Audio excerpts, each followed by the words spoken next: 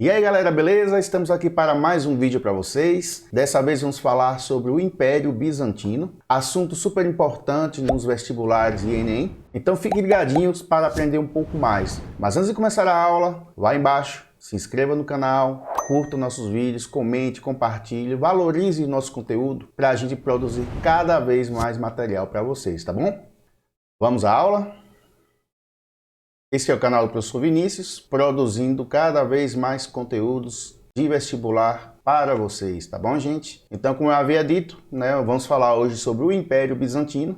É um império que durou aí quase 1000 anos, como vocês podem ver, do ano 395 ao ano de 1453. Observando bem essa imagem, que dá início à nossa videoaula, vocês veem um afresco, uma pintura de parede, onde mostra o principal imperador que teve no Império Bizantino, que foi Justiniano. Então vocês podem notar que ele está cercado por religiosos de um lado, militares do outro. Isso mostra que ele, além de ser o governante, ele era o chefe religioso da Igreja Ortodoxa e também era o chefe do exército. E vocês podem ver também que tem um círculo em volta da cabeça dele, e geralmente esse círculo é colocado nas imagens de santos. E isso porque no Império Bizantino o imperador era considerado santo. É tanto que o poder do imperador do Império Bizantino era conhecido como cesaropapismo, ou seja, César, que é o governante, papismo porque era o líder religioso também. Tá? Então era considerado uma figura divina. Ok? Vamos tentar entender agora como se formou esse Império Bizantino. Bom, a primeira coisa que vocês têm que pensar é que o Império Bizantino, na verdade, era o Império Romano. O Império Romano tinha como capital Roma e, ao longo do tempo, quando chegou no governo do imperador Constantino, ele criou uma outra capital para o Império.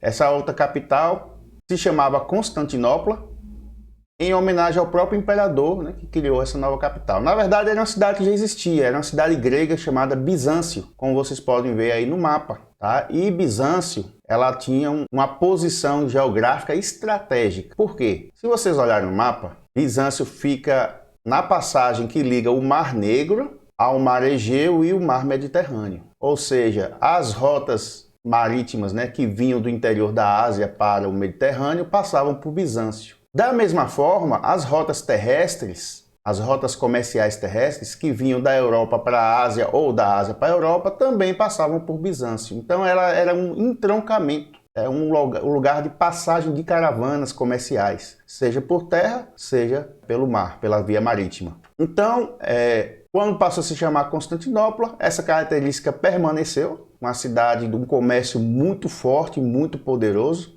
e essa força comercial foi necessária para que o Império Bizantino sobrevivesse. Como assim, professor? Bom, como eu havia dito, nessa época ainda não havia Império Bizantino e apenas o Império Romano. Quando veio o governo do imperador Teodósio, assim que ele faleceu, o Império foi dividido em duas partes, o Império Romano. Tá? Cada parte passaria a ser governado por cada um dos dois filhos dele. Então veja como ficou. Olha o mapa e veja que toda essa área aqui era o Império Romano, mas ele foi dividido em dois. Então ficou Império Romano do Ocidente, com capital em Roma, e Império Romano do Oriente, com capital em Constantinopla. Então o Império foi dividido em dois e cada um passou a ter seu próprio governante. Qual é a importância do comércio de Constantinopla que eu falei agora há pouco? É porque o lado ocidental, enfraquecido economicamente, foi invadido por diversos povos de origem germânica, tá? Inclusive os Érulos. Então,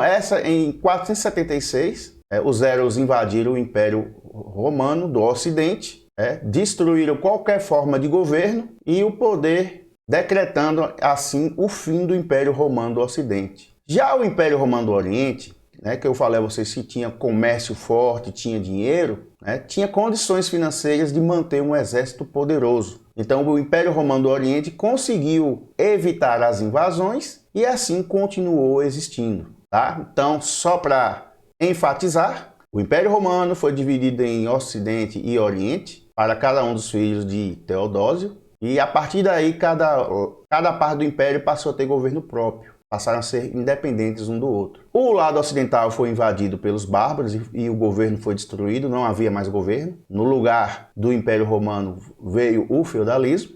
Já o lado oriental permaneceu sólido, firme, forte, graças ao dinheiro que tinha, devido ao grande comércio, e assim mantinha um exército poderoso que defendia das invasões bárbaras, ok?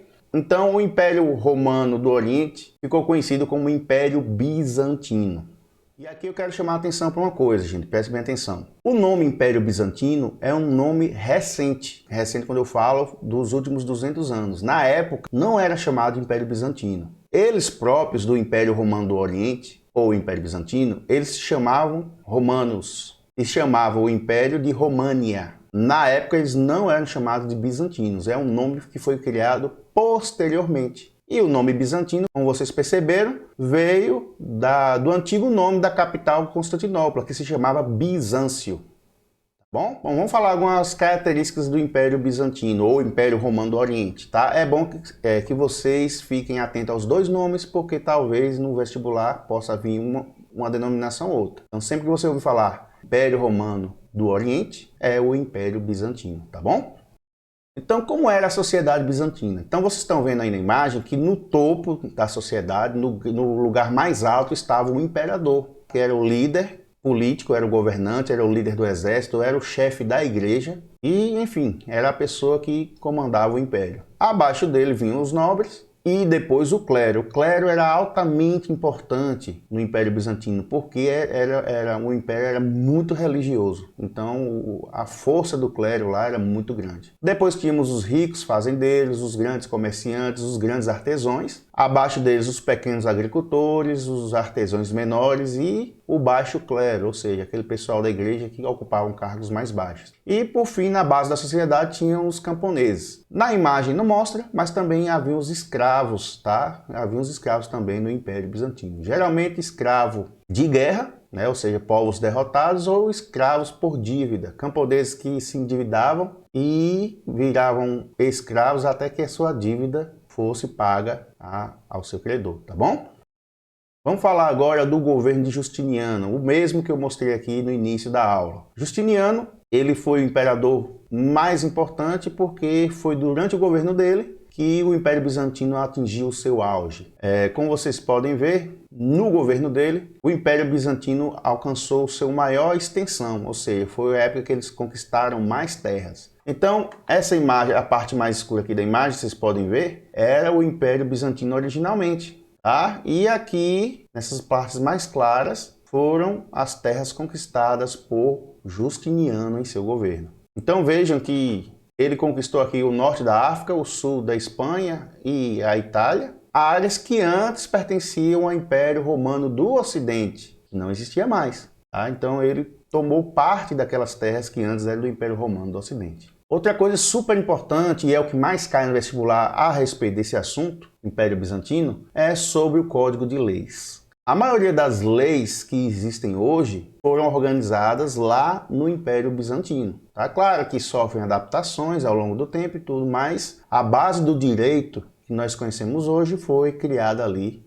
no Império Romano do Oriente ou no Império Bizantino, justamente do governo de Justiniano. Tá? Então ele organizou o Código de Leis. Então, esse Código de Leis era composto de 3 partes. O digesto, que era um manual para estudantes de direito, né, para que eles estudassem as leis. As institutas eram as antigas leis que foram herdadas do Império Romano, ou seja, leis que já existiam. E a terceira parte do Código de Leis eram as novelas, novela no sentido de novo. Então eram as novas leis criadas por Justiniano. Então tínhamos o Manual dos Estudantes de Direito, tínhamos as antigas leis romanas e tínhamos agora as novas leis de Justiniano. Essas 3 obras que foram organizadas no governo de Justiniano receberam o nome de Código de Justiniano, tá? Ou Corpus Juris Civilis, como eu falei a vocês, é a base do direito moderno, tá bom, gente? Outra coisa que tem que se destacar é que no governo Justiniano também teve grandes obras, né?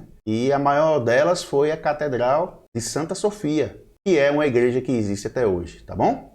Vamos falar um pouquinho da religião. A religião, como vocês já devem ter notado, era algo muito importante e presente no Império Bizantino.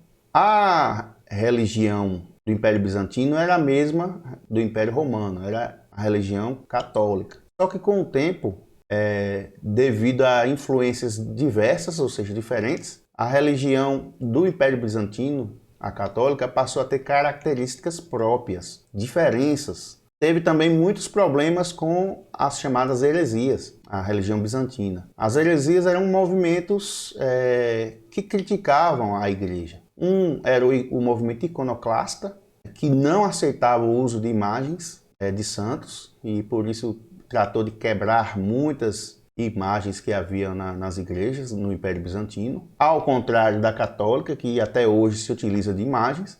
Tá? E o outro movimento dentro da religião bizantina foi o monofisista, que prega a seguinte ideia: Jesus Cristo tinha apenas uma natureza, a divina, enquanto outros defendem a ideia de que Jesus Cristo tem duas naturezas, a divina e a humana.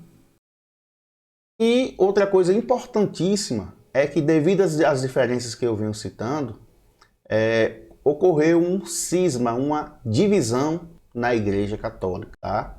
O que acontece? O bispo de Constantinopla, ele passou a não mais aceitar a autoridade do Papa de Roma. Além das diferenças ideológicas que tinha a religião católica no Império Bizantino, eles não aceitavam mais a autoridade do Papa de Roma. Então, no ano de 1054, a Igreja Católica no Império Bizantino rompe com a Igreja Católica Romana e a igreja passa a se chamar Igreja Ortodoxa. E aqui uma foto recente que mostra o líder da Igreja Católica, o Papa, junto com o bispo da Igreja Ortodoxa. De vez em quando eles se encontram para tentar minimizar as diferenças, unir mais as religiões. Bom, vamos falar agora sobre como foi o fim do Império Bizantino. Tá? O Império Bizantino, ao longo dos seus quase 1000 anos de história, sempre sofreu tentativas de invasões de outros povos. E ao longo do tempo foi perdendo parte do seu território. Por exemplo, vocês veem aqui no mapa, aqui nessa parte de baixo, de cor laranja, aqui são os muçulmanos, os árabes convertidos ao islamismo. Então eles surgiram aqui na Península Arábica e começaram a expandir seu território, conquistando toda essa região que era do Império Bizantino, assim como aqui o norte da África e o sul da Espanha. Então essas terras todas o Império Bizantino perdeu para o povo árabe, os muçulmanos convertidos ao islamismo. Então veja que aqui tinha pressão dos russos, aqui havia a pressão dos germanos. Então, o Império Bizantino sempre sofreu pressões externas de outros povos que queriam tomar o seu território.